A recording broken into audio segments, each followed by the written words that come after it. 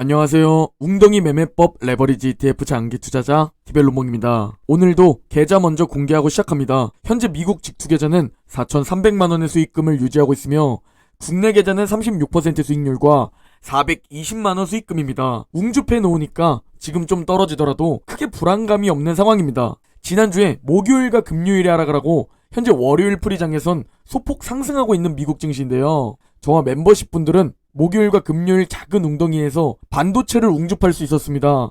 멤버십 커뮤니티 게시판에서는 웅덩이 매매법 매수 타이밍에 대해 나스닥, S&P 500, 반도체 매수 타이밍을 미리 체크하실 수 있게 공지드리고 있습니다. 저와 함께 웅덩이 매매법 매수 타이밍을 미리 알고 줍줍하실 분들은 멤버십 가입 후 커뮤니티 확인해 주시면 됩니다. 자, 오늘 영상에서 중요한 내용은 이번 주 나스닥의 리스크를 공유 드리려고 합니다. 특히 우리는 포모에 이끌려 매수하는 개인 투자자가 아닌 가능한 냉정하게 시장을 바라보려고 해야 하는데요. 이번 주 나스닥에 대해 리스크 관리를 해야 하는 이유는 우리가 세 가지로 추려볼 수 있습니다. 먼저 첫 번째로는 이번 주 빅테크 실적 발표가 있습니다.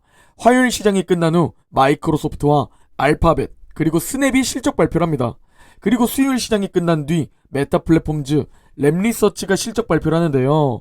그 외에도 비자, 보잉, 코카콜라, 맥도날드, 그리고 마스터카드, 인텔, 엑손모빌 등 꽤나 굵직한 기업들의 실적 발표도 몰려 있습니다. 지금은 나스닥 리스크에 대해 얘기하고 있으니까 현재 우리가 이 나스닥만 바라보자면요. 화요일과 수요일 시장이 끝나고 변동성이 있을 겁니다. 특히 우리가 주목해야 할 건 바로 테슬라와 넷플릭스가 지난주 실적 발표를 했는데 나쁘지 않은 실적 발표를 했음에도 주가는 거의 마이너스 10%까지 급락했었다는 사실입니다. 그 덕에 우리는 웅줍할 수 있었지만 이 두 기업의 여파로 인해 모든 빅테크가 급락했었던 지난주입니다. 그 거대한 기업들이 죄 없이 함께 마이너스 3% 정도 떨어졌으니 말이죠. 즉 이걸 보고 우리가 알 수 있는 건 현재 이렇게 상승한 주가에는 이번 실적 시즌에 대한 기대감이 매우 많이 반영되어 있다는 걸 알 수 있습니다. 이 말을 앞으로 주가로 연결시켜 본다면 시장은 빅테크의 어닝 비트는 당연하게 받아들이고 반대로 조금만 실망시키는 부분이 있다면 하락할 가능성이 좀 더 높다는 뜻이겠죠. 실적이 잘 나올 것이라는 그 기대감이 이미 너무 많이 선반영되어 있기 때문입니다. 자, 그리고 두 번째 요인은 바로 한국 시간으로 27일 목요일 새벽 3시 그리고 3시 30분에 금리 인상 발표와 파월의 기자회견이 있습니다. 이미 7월 25bp 금리 인상은 사실상 확정적입니다. 이는 시장이 선반영을 다 끝낸 상태입니다. 그렇다면 우리는 새벽 3시 30분에 있는 파월의 기자회견을 주목해야 합니다.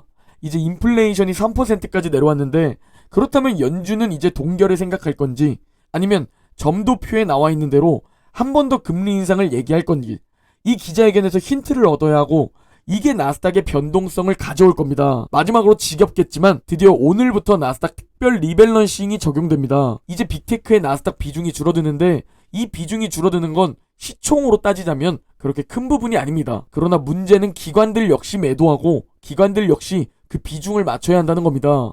이게 어느 정도의 금액일지 그리고 실제로 개인 투자자들까지 어떻게 움직일지 알 수 없기 때문에 당장 이번 주에 변동성이 있을 수 있고 이게 하필 실적 발표 일정과 겹치며 매도세를 지난주처럼 더 불러일으킬 수 있다는 겁니다. 마치 지난주 목요일과 금요일처럼 말이죠. 그러니 우리는 오를 수 있음에도 리스크 관리를 해야 한다는 겁니다. 자, 지금부터는 개인적인 전망을 간단히 말씀드릴 텐데요. 현재 저는 결국 조정과 상승을 반복하며 당분간 상승세를 유지할 것으로 생각합니다.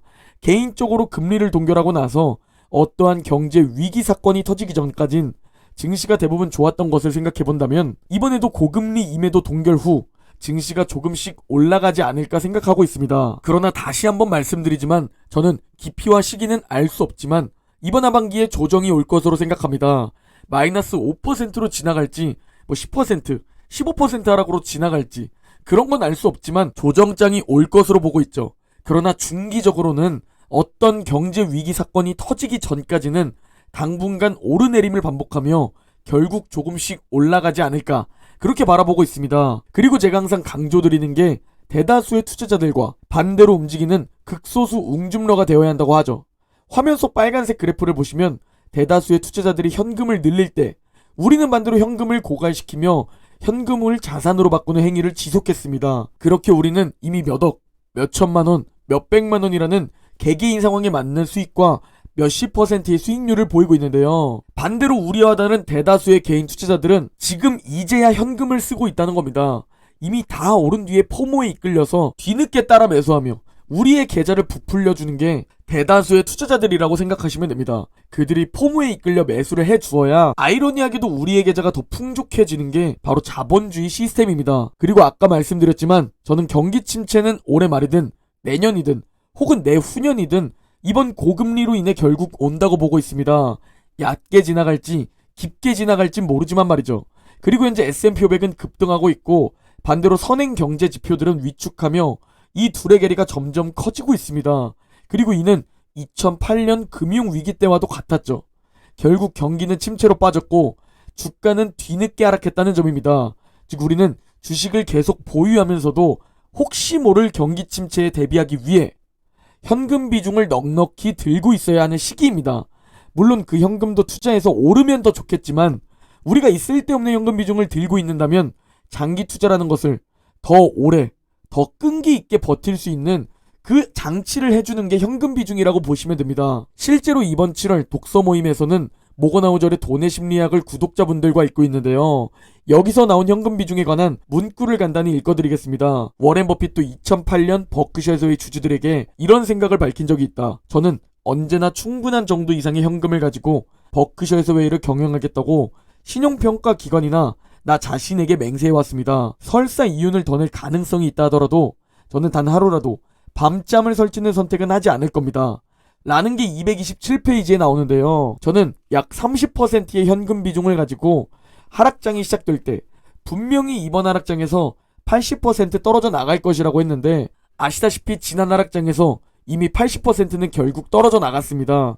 그리고 극소수 분들만 살아남았고 새로 유입된 분들이 다시 자리를 메꾸었죠. 워렌 버핏은 이런 말을 했습니다. 물이 빠지면 누가 발가벗고 수영을 하고 있었는지 알 수 있다. 라는 명언을 남겼는데요. 이는 진짜 하락장이 찾아왔을 때, 진짜 경기 침체가 찾아왔을 때 과한 비투를 하거나 현금 비중을 들고 있지 않는 사람은 결국 여기서 무너질 것이라는 얘기입니다. 그러나 그 사태가 벌어지기 전에는 누구도 이 사실을 받아들이지 않죠. 즉 우리는 리스크 관리를 해두어야 합니다. 다시 말하지만 당분간 경기 침체가 오기 전까지는 저는 상승할 것이라는 생각을 하고 있습니다. 그럼에도 저는 현금 비중을 월 소득으로 조금씩 늘려나가고 있습니다. 이 돈을 주식에 넣으면 너무 좋겠지만 리스크 관리를 하는 겁니다. 평생 주식 보유를 하기 위해서 말이죠. 그렇게 가지고 있는 쓸데없는 현금 비중은 경기 침체가 진짜 찾아왔을 때 혹은 어떤 이유로 조정장, 하락장이 찾아오면 그때 우상향하는 미국 증시를 줍줍하는 겁니다. 이걸 10년만 반복하면 여러분은 돈 쓰는데 전혀 걱정이 없는 그런 여유로운 삶을 누리실 수 있을 겁니다. 부디 떨어져 나가지 마시고 올라도 버티시고 떨어져도 버티면서 10년 시간이라는 것을 활용합시다. 오늘 영상은 여기까지입니다. 제 영상이 도움이 되셨다면 구독, 좋아요, 알림 설정 부탁드립니다. 그럼 내일 영상에서 뵙겠습니다.